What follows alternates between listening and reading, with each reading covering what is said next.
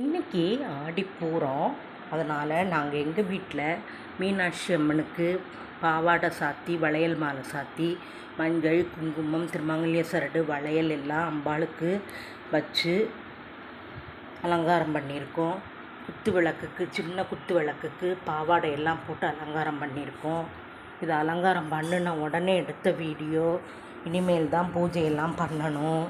இது வளையல்கள் உங்கள் வீட்டுக்கு வர்றவங்களுக்கு கொடுக்கறதுக்காக புதுசு வாங்கி வச்சுருக்கோம்.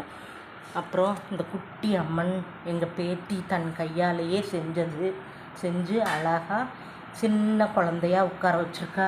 பார்க்கவே ரொம்ப அழகாக இருக்குது பாருங்கள். குட்டி அம்மன் பாலாம்பிகைன்னு நம்ம வச்சுக்கணும். இந்த மாதிரி செஞ்சதுனால ரொம்ப அழகாக இருக்குது. ஸ்ரீ மீனாட்சி திருவடிகள் சரணம்.